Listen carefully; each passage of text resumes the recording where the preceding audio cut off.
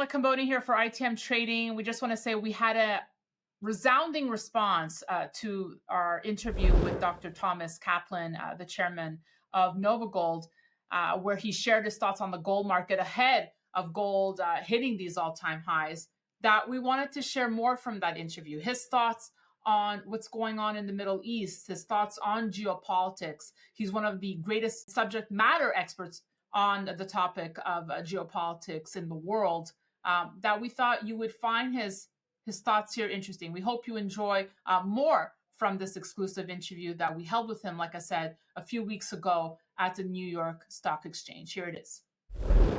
Hi, this is Daniela Cambone, and it's really great to be continuing this yearly tradition now of catching up with the man considered the Renaissance man of really the mining industry because of his work in philanthropy, in art, in history, in culture, and of course, his long list of accolades in this industry. It's always an honor to catch up with you. Thomas Kaplan, chairman of Nova Gold. Tom, like I said, it's really a yearly tradition, and I look forward to catching up with you. So nice to be with you back at the New York Stock Exchange. Likewise, Daniela. It's always a pleasure to see you and indeed to catch up and see what the last year has given us. Well, that's where I wanted to start. I wanted to pick up from where our conversation wrapped last year. And, it makes me just, reflect back and think, look how much changes in a year.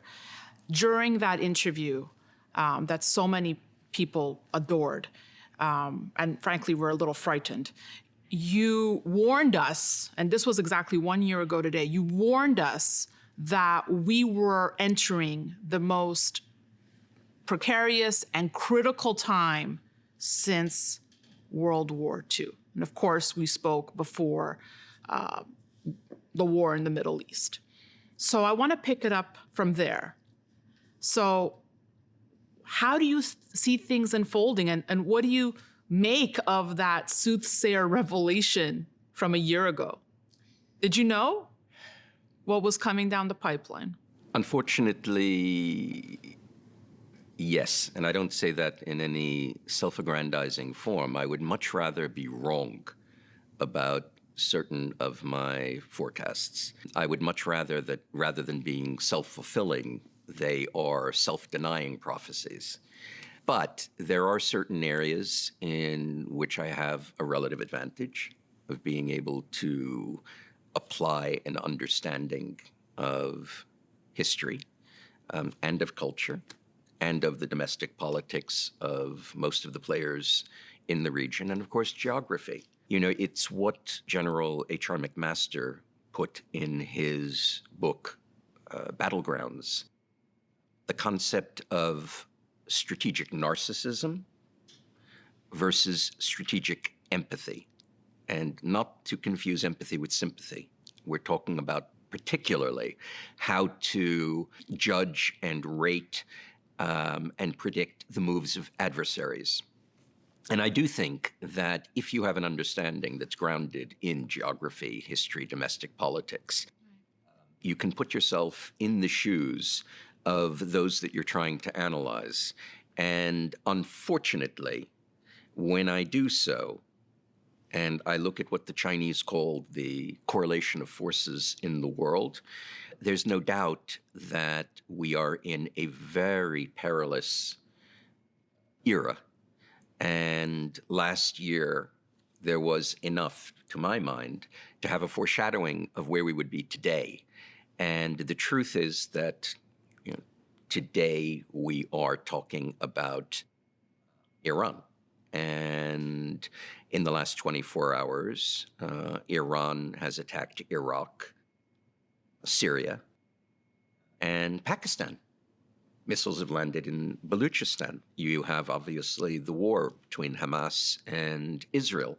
You have the Houthis in Yemen, who are essentially creating a blockage on the Bab el-Mandeb Straits, through which somewhere between 12 and 15% of the world's trade travels, and is now forced to take alternate routes around Africa. Just when you thought that the issue of supply chains was behind us, you all of a sudden have further signs that the greater geopolitical upheavals are having an impact on the global economy.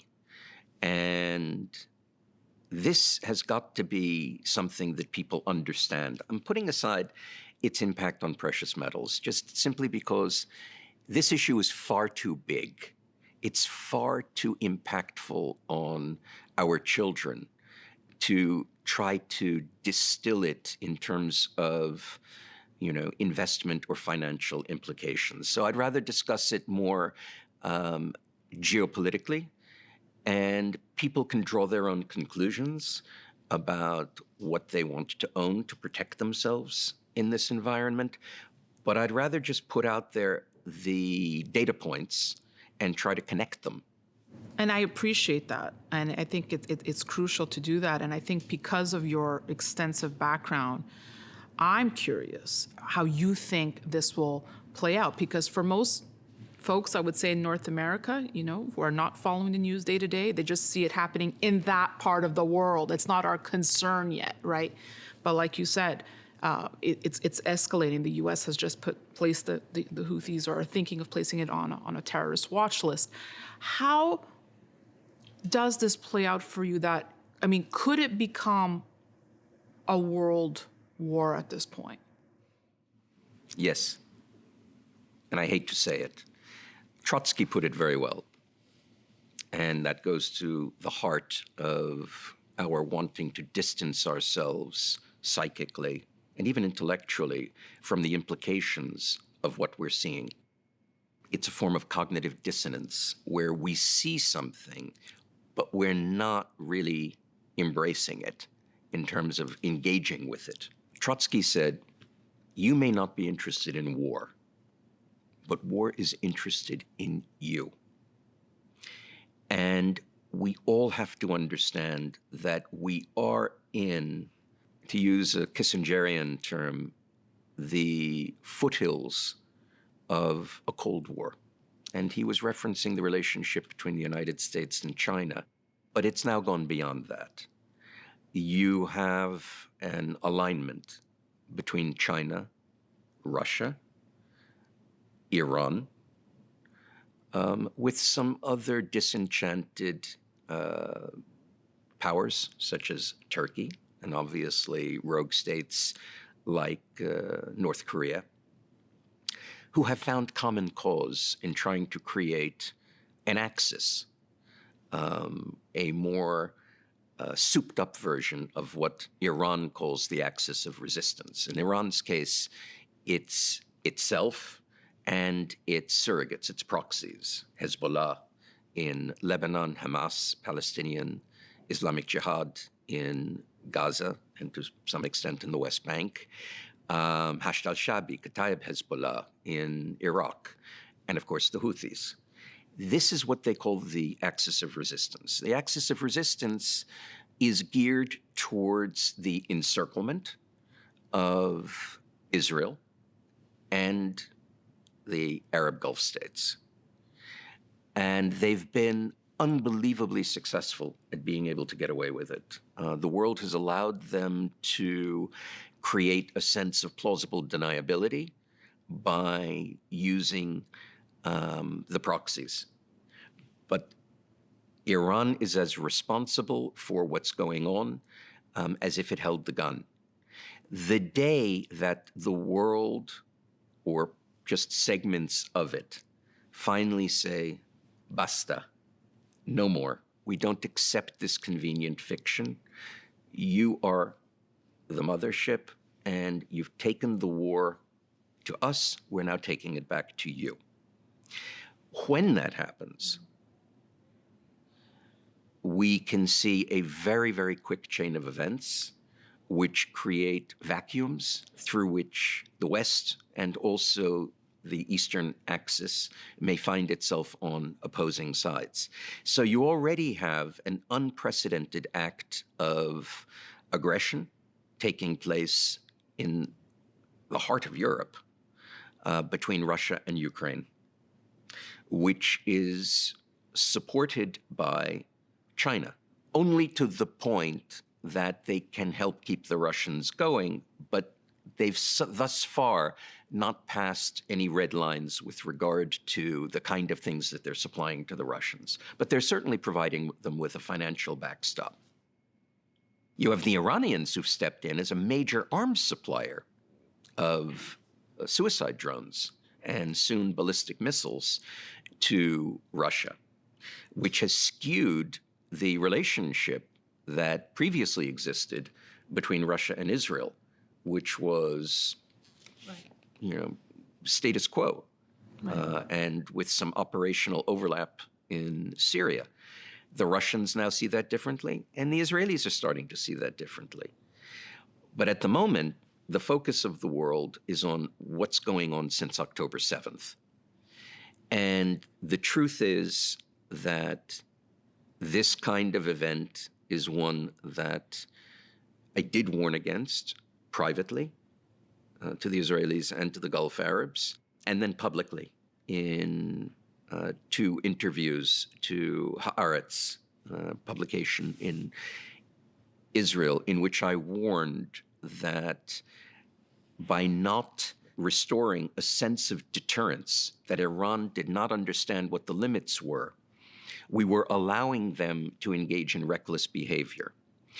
As Lenin said, thrust with a bayonet. If you encounter mush, proceed. If you encounter steel, withdraw. From 2006, when the Israelis allowed Hezbollah to get away with sending missiles into Israeli cities, you've had that steady progression, that steady escalation.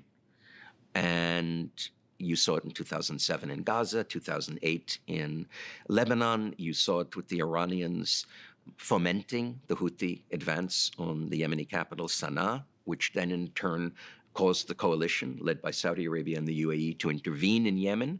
We're now seeing the chickens come home to roost, where Israel is now fighting Hezbollah in Lebanon, the consequence of which is the tens of thousands of Israelis, well over 100,000 if you include those who've had to move from the south, have now been displaced within Israel by radical Islamist powers, Shia power in Lebanon, the Hezbollah, and Sunni extremists, Hamas and the Islamic Jihad in Gaza. And now you have the Houthis. And with the Iranians very openly saying that they're going to use all of their proxies, including attacking American interests and Western interests, not just Israeli, to get their way.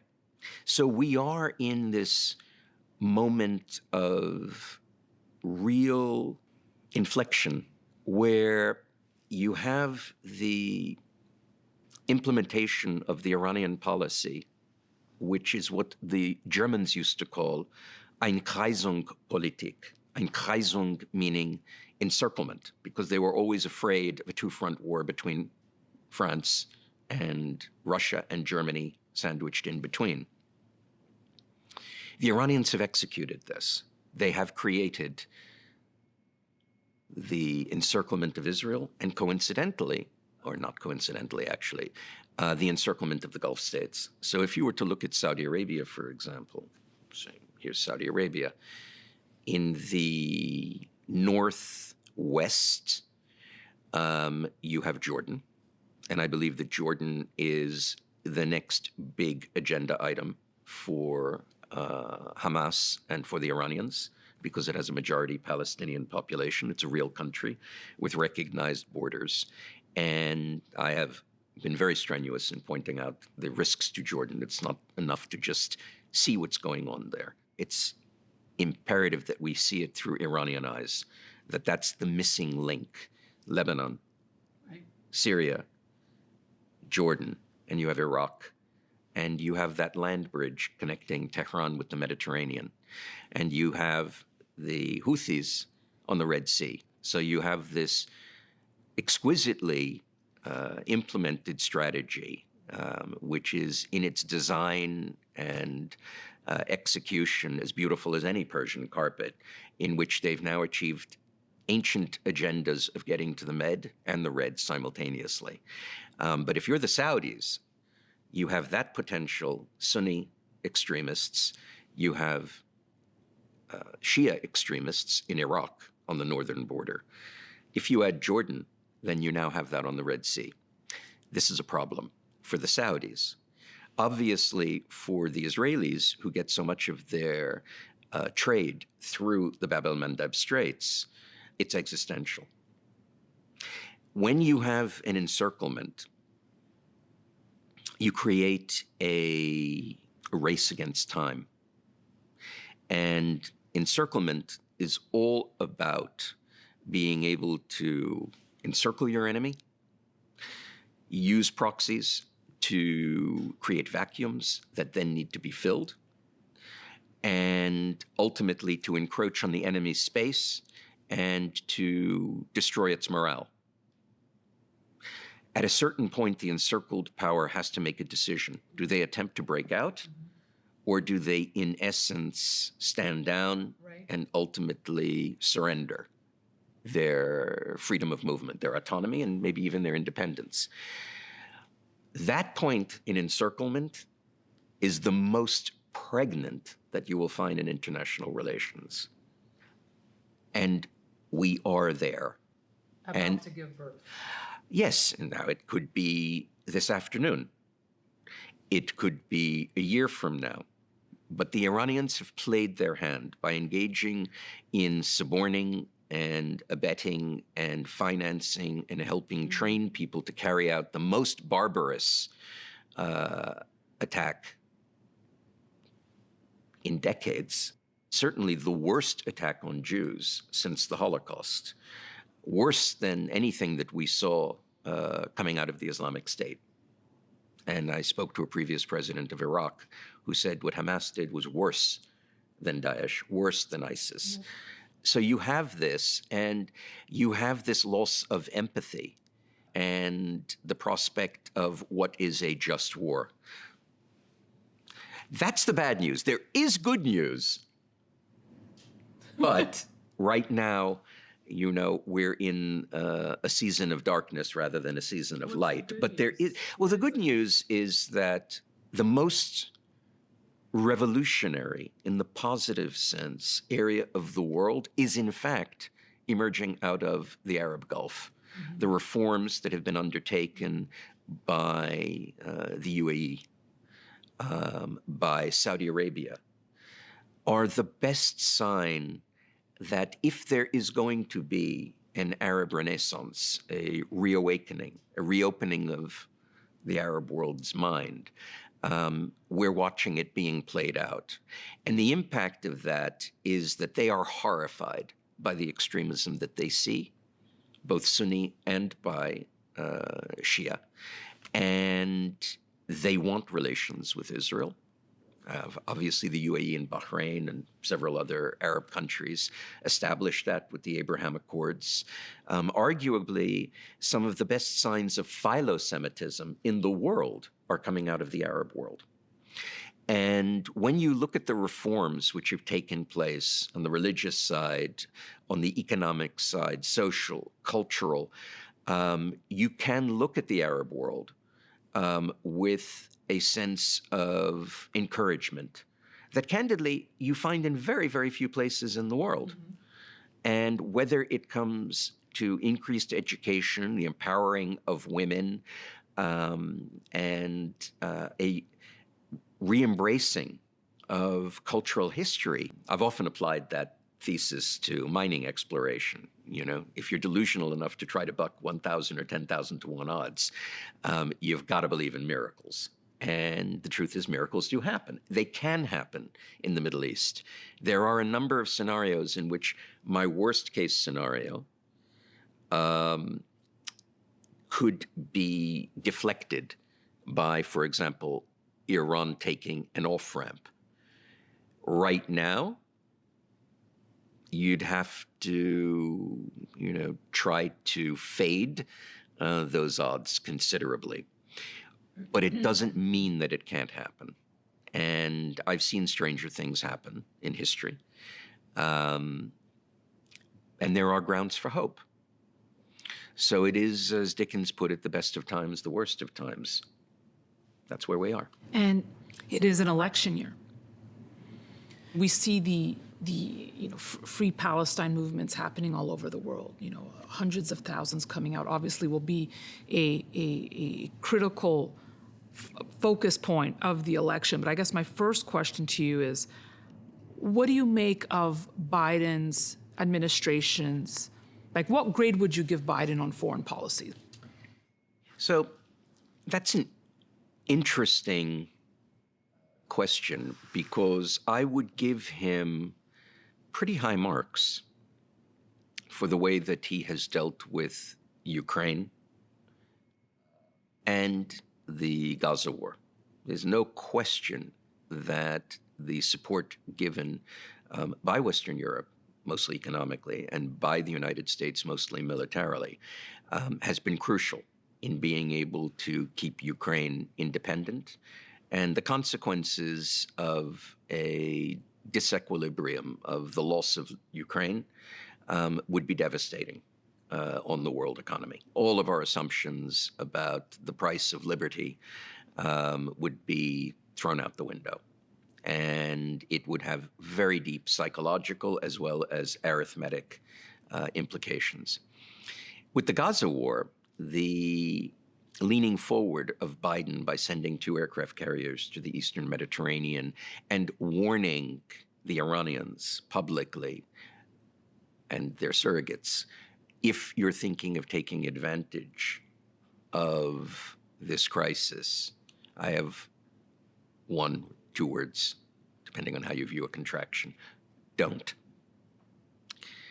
And that had a huge impact.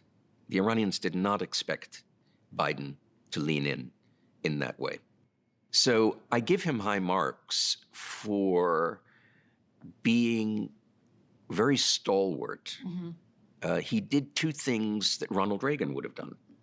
Now, some will criticize him. I criticize him for what we did in Afghanistan.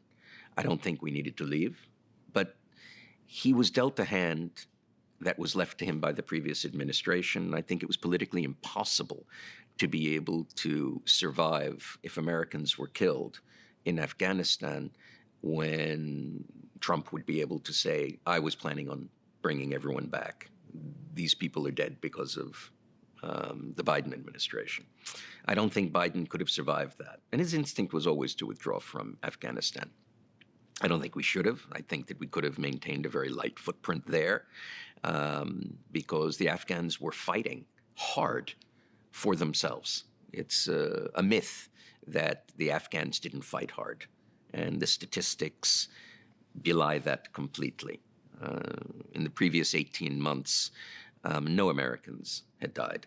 And from the time that the Western countries, the NATO coalition, handed the military aspect of the war primarily to the Afghans, the Afghan casualties, which up until 2014-15 had been 13,000, 14,000, by the end of the war were at 49,000. So you can't say they didn't fight. There is pushback from the American population on funding Ukraine. They're tired of seeing money keep flowing. There's also pushback on seeing the U.S. dollar weaponized, as many would say.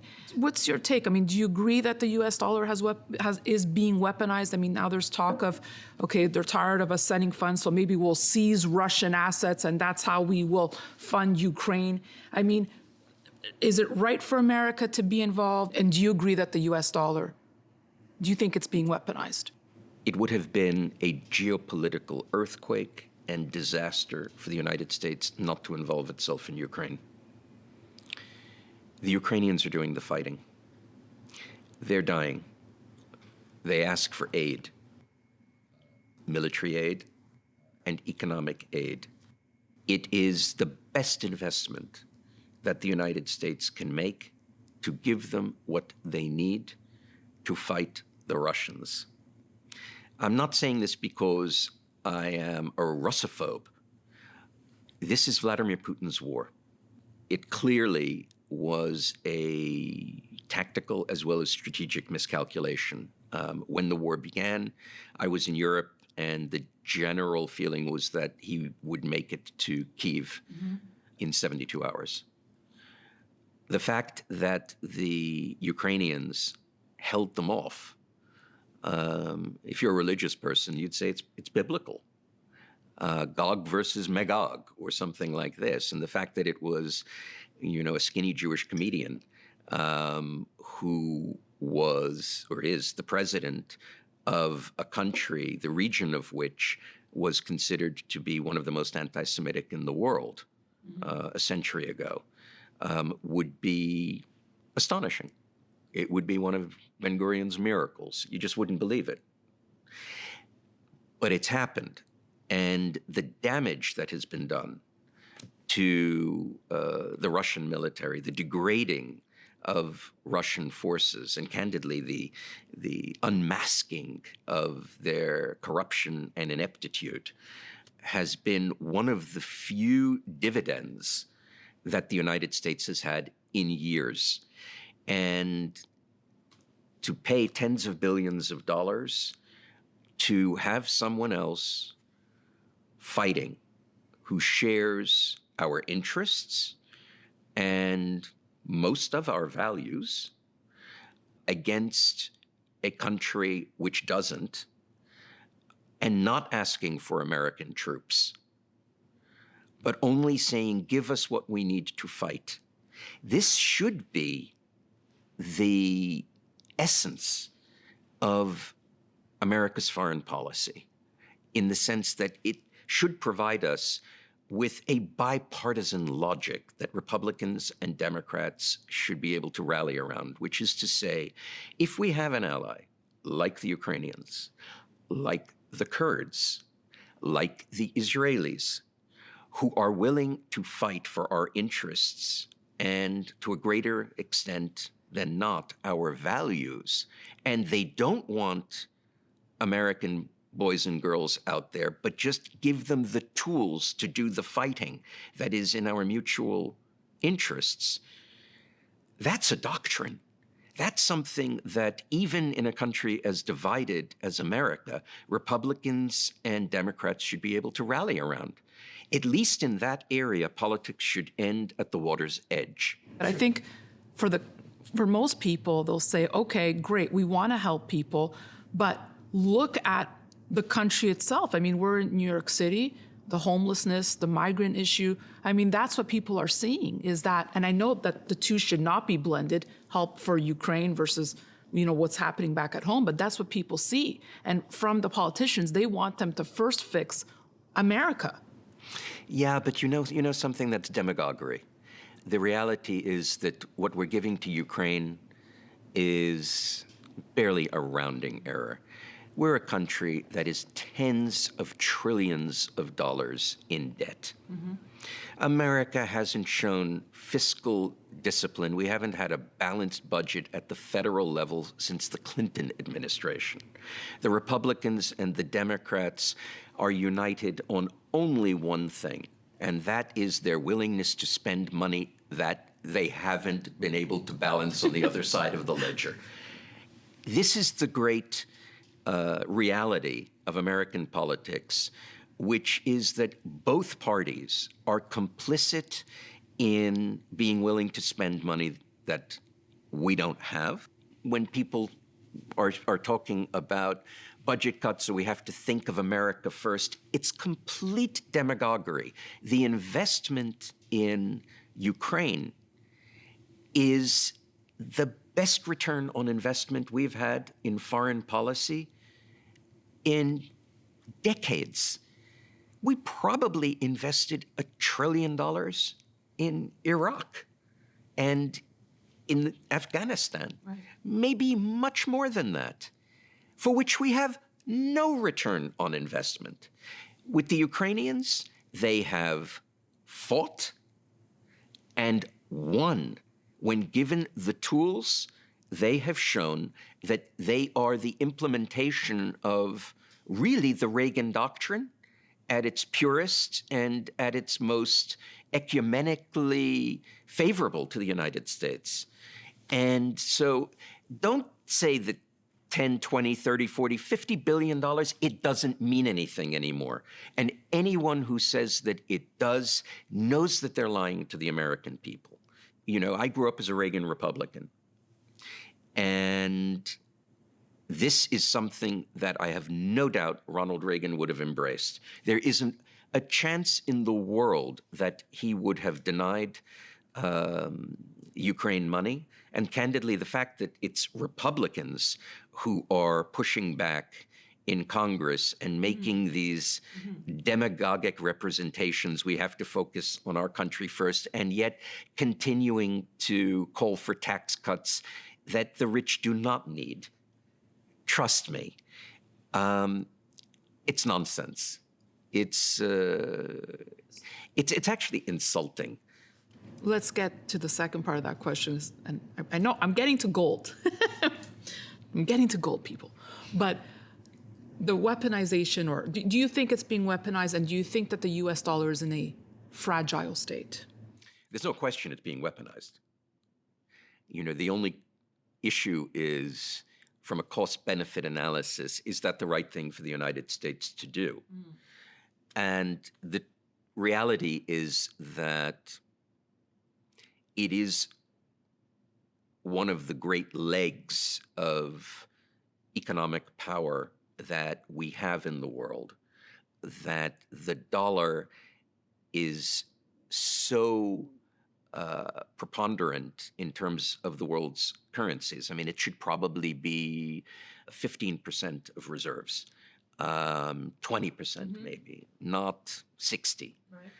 Right. This is a distortion.